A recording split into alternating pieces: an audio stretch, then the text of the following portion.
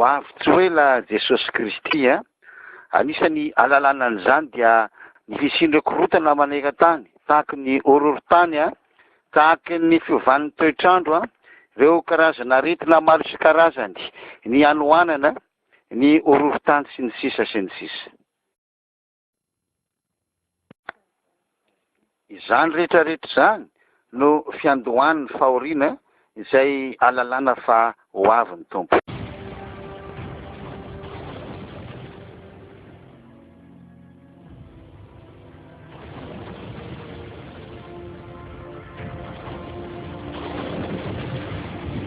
Andeha avokoa izany karazana korotana maneran-tany izany a.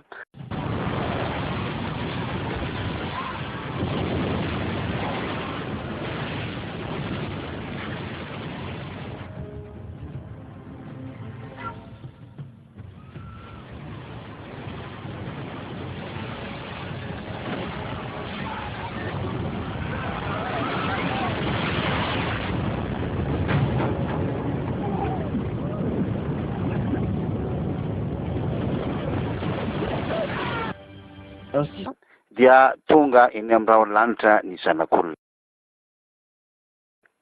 Ny fampianarantsika amin'ny fiangonana dia milaza fa rehefa miala eto ambonin'ny tany ny fanahy masina dia ho avy ilay fanahin'ny bibidia dia ho maro ny tavela eto ambonin'ny tany.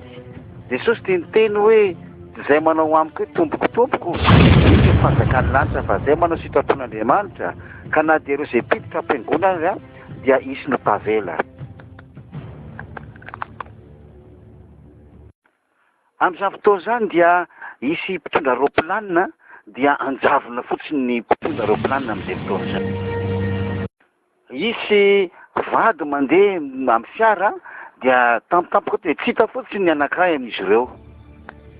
Io ilay lazain'ny ten'Andriamanitra hoe hisy roa vavy na hisy roa lahy, ny iray ho raisina, ny iray ho avela.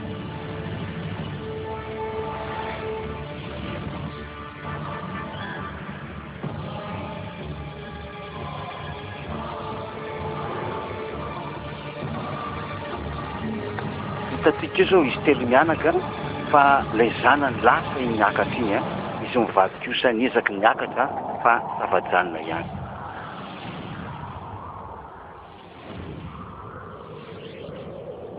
Dia ahitany maso rehetra ny olona izay miakatra manivatsiva mamakivaky an'io abakabaka io. Iza ho ianao reny olona reny, ireo izay nandreny Jesosy Kristy Tompo hamonjy ny fiainany, tsy tamin'ny vava fotsiny fa tamin'ny fiainany andavanandro mihitsy, sady niaina tamin'ny fitiavana ka nizara tamin'ny mpiara-belona aminy ny famonjena izay nataon'i Jesosy a sy ny mbola ho ataon'i Jesosy a amin'ireo olona miara-belona aminy.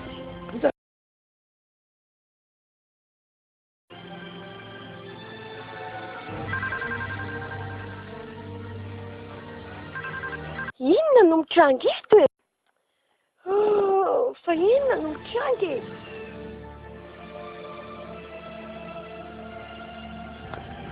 Inona reny mandalo teo hoe Andriamanitro? Andriamanitro, inona reny zavatra miseho ity e? Andriamanitro, inona ny zavatra mitrangy e? Takizay amba nanolotra ny fiainako manokana ho an'i Jesosy. Takizay amba nanolotra ny foko ilay manontolo azy. Takizay e! Takizay a Jesosy o teo. Andriamanitro, inona re? Andriamanitro, inona re zavatra mitrangy eto hoe? Izay no lazain'ny ten'Andriamanitra hoe miambena satria tsy fantatrareo na ny andro na ny alina ilay fotoana hiaviny ny tomponareo. Miambena.